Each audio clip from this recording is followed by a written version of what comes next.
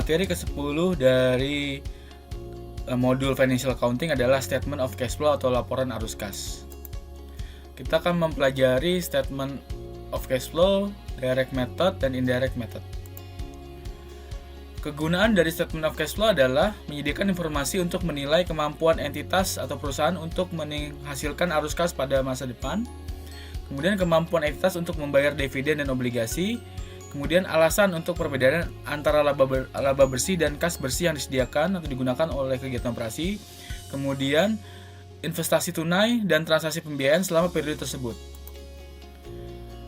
Klasifikasi dari cash flow, cash flow bisa berasal dari aktivitas operasi atau operating activities, kemudian aktivitas investasi atau investing activities, dan financing atau aktivitas keuangan.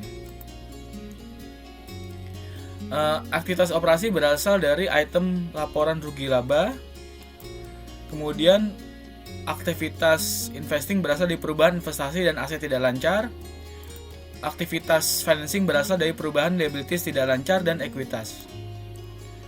Berikut klasifikasi dari cash flow dari sisi operating activities. Ada cash inflow dan ada cash outflow. Cash inflow berasal dari penjualan barang atau jasa, kemudian dari penerimaan bunga dan penerimaan dividen. Kemudian cash outflow atau cash keluar berasal dari supplier dari inventory ya. Kemudian pegawai dari jasa, kemudian pajak pemerintah, pinjaman dari lender, kemudian biaya-biaya lainnya. Kemudian aktivitas investasi berasal dari, ada dua juga, cash inflow dan cash outflow. Cash inflow-nya berasal dari penjualan properti, plant dan equipment, penjualan investasi berupa debt atau equity dan entitas lainnya, dari entitas lainnya. Kemudian collection atau penerimaan kas dari loan, pinjaman ya.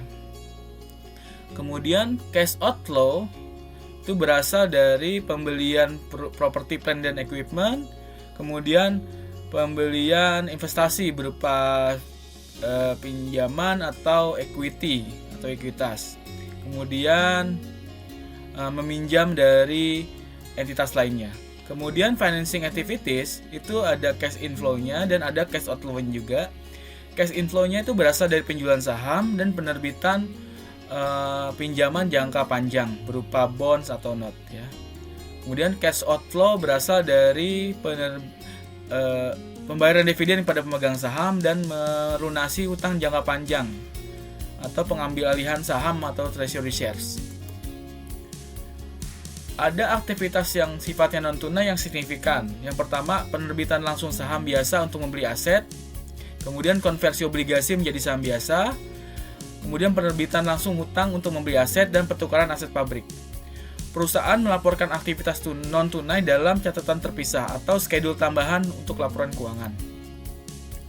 Kemudian format dari statement cash flow, urutan penyajiannya adalah operating activities, investing activities, dan financing activities. Jadi urutannya itu terdiri dari aktivitas operasi, aktivitas investasi, dan aktivitas keuangan. Baik direct method maupun indirect method, baik metode langsung maupun metode langsung. Berikut adalah format dari statement of cash flow.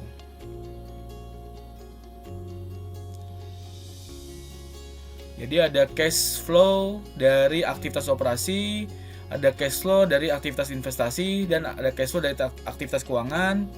Kemudian ada net increase atau decrease ya, kenaikan atau penurunan dari cash. Kemudian ada cash pada awal periode sehingga keluar cash di akhir periode. Kemudian ada disampaikan juga investasi non cash ya, aktivitas investasi dan aktivitas keuangan non cash. Kemudian untuk menyiapkan statement cash flow, kita mengandalkan sumber informasi dari 3 hal, yaitu pertama laporan posisi keuangan komparatif, jadi statement of financial position ya, yang komparasinya, kemudian laporan laba rugi saat ini dan informasi tambahan lainnya. 3 tahapan penyusunan. Yang pertama adalah kita menentukan jumlah cash yang kita gunakan yang disediakan untuk aktivitas operasi dengan mengkonversikan net income dari accrual basis ke cash basis.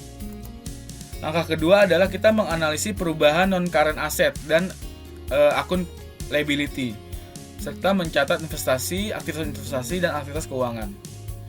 Atau menyajikan atau mengungkapkan aktivitas non-cash, transaksi non-cash.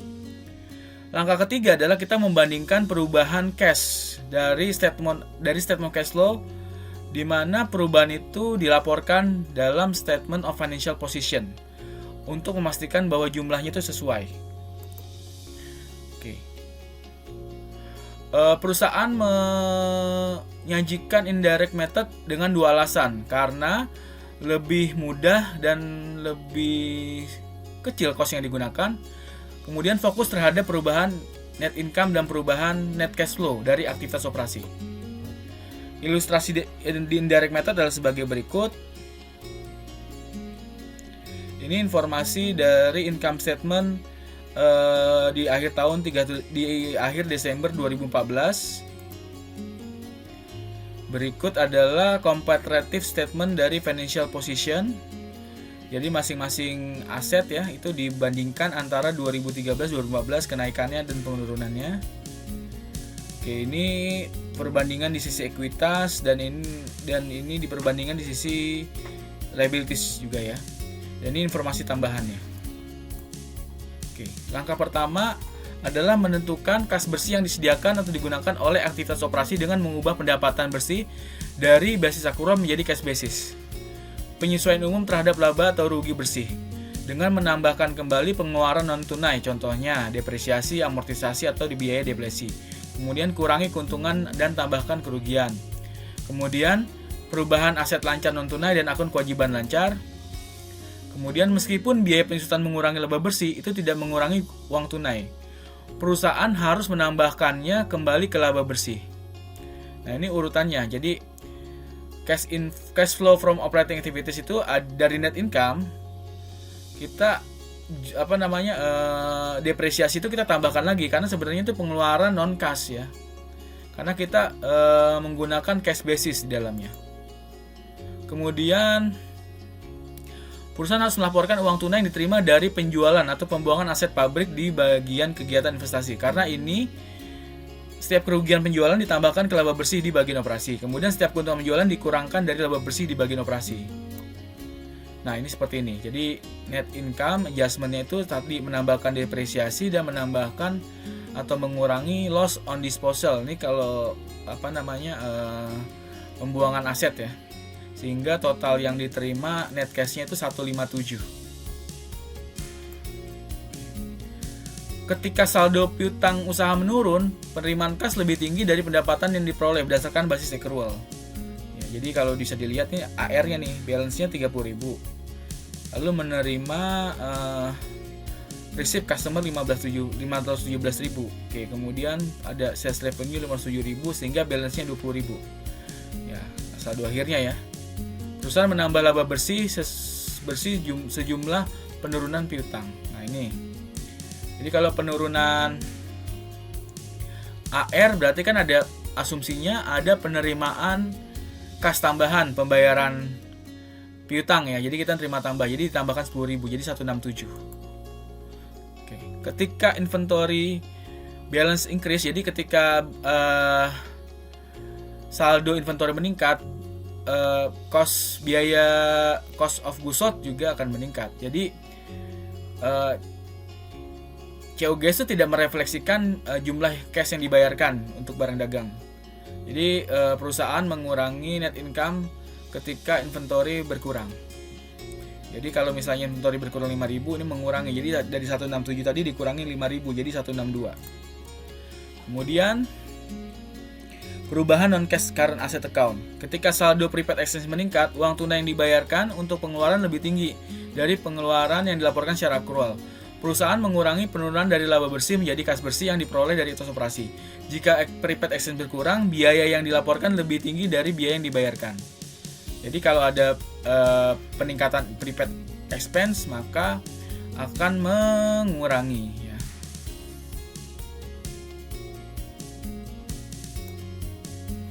Kemudian ketika account payable meningkat, perusahaan menerima lebih banyak barang daripada sebenarnya dibayarkan. Artinya, kenaikan itu ditambahkan ke laba bersih untuk menentukan kas bersih yang disediakan oleh aktivitas operasi. Kemudian ketika income tax payable menurun, income tax expense yang dilaporkan pada laporan laba rugi berkurang dari jumlah pajak yang dibayarkan setelah periode tersebut. Penurunan tersebut dikurangkan dari laba bersih untuk menentukan kas bersih yang disediakan oleh aktivitas operasi. Sehingga kalau increase in AR akan menambahkan ya cash flow yang diterima, karena kan ketika kita menerima utang, cash kita bertambah.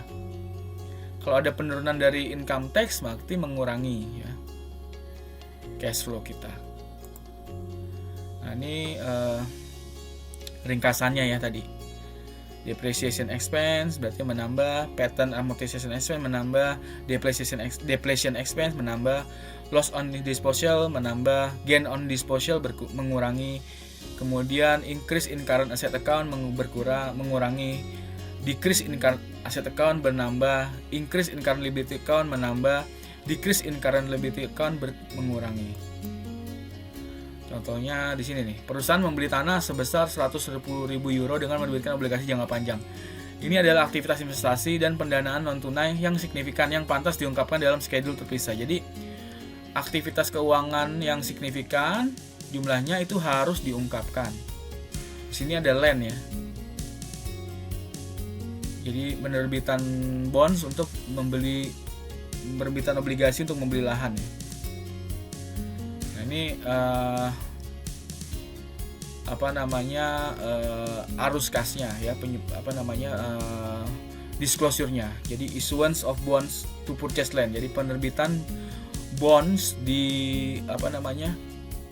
untuk pembelian tanah ya 110.000 euro ini diungkapkan.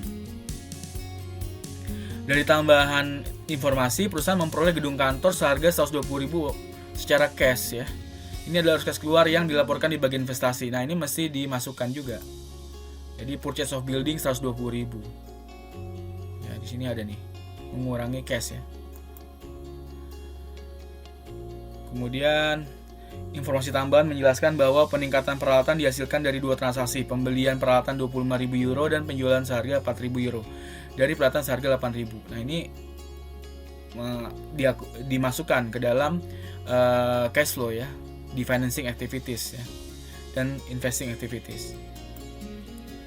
Jadi tadi investing activities ya, penjualan equipment 25.000 ya, masuk di sini. Kemudian peningkatan saham biasa dihasilkan dari penerbitan saham baru, itu ada ya, ini share sold 20.000, maka masuk nih issuance of ordinary share, penerbitan saham baru, saham biasa ya 20.000, dimasukkan ke cash flow from financing activities, menambah ya. Kemudian pembayaran dividen ya, dividen sebesar 29.000, kemudian laba bersih 145.000 ya, itu dimasukkan. Jadi payment of cash dividend mengurangi cash flow dari financing. Nah, kemudian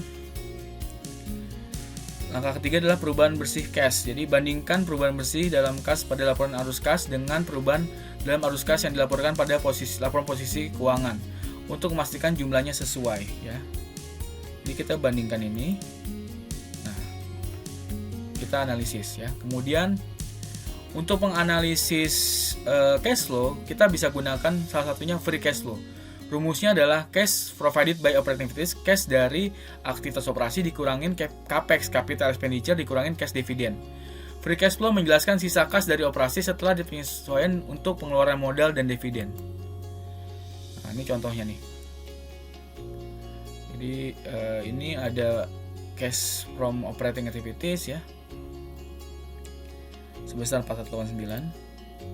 Kemudian kita kurangi capex kan, less expenditure on property 194, dan dividends yang digunakan, yang dibayarkan 2088. Di sini ada nih. Sehingga free cash flow-nya 307. Oke, terima kasih.